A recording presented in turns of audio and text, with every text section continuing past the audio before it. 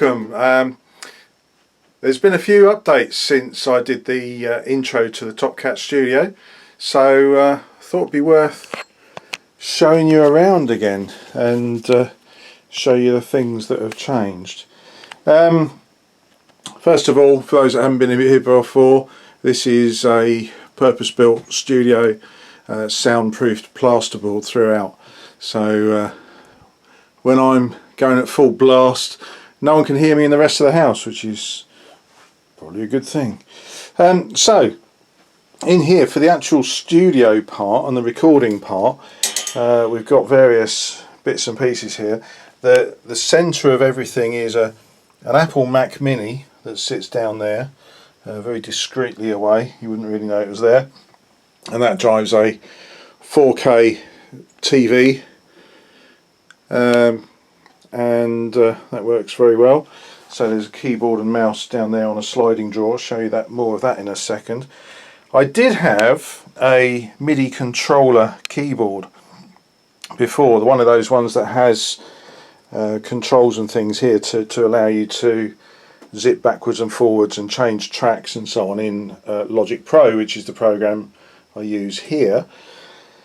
But there were a couple of issues with that. It was a Nectar keyboard, and I upgraded the computer.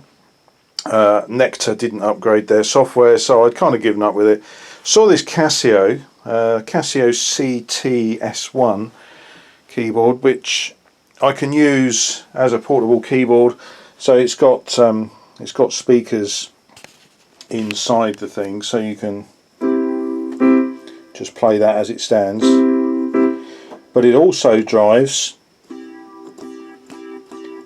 through the amp, through Logic and the amp, so it works as a straightforward MIDI keyboard.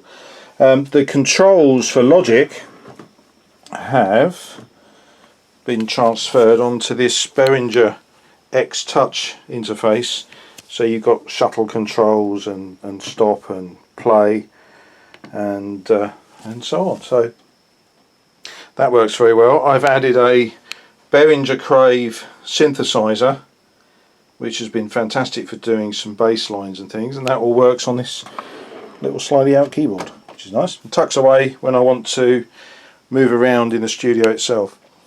Then just switch it on, Roland JDXi, switch that on so the lights come on, it looks prettier.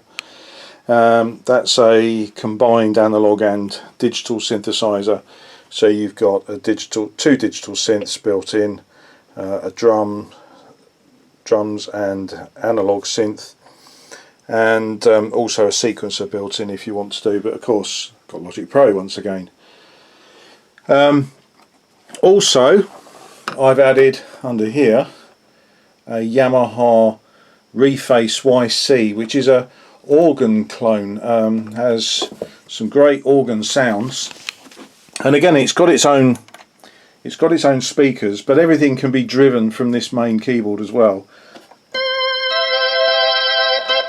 So that's just running through the speakers. I can take the audio out from any of these devices, the synth, the Reface, the Yamaha or the Crave, and I've made a little patch switch adapter, so by pressing a button on the side here I can just select the different inputs that I want to use on there, and that just switches through into the audio interface that sits there underneath my meter clock that tells me the time. So we're doing this at midday. How's that? Pretty much got there bang on.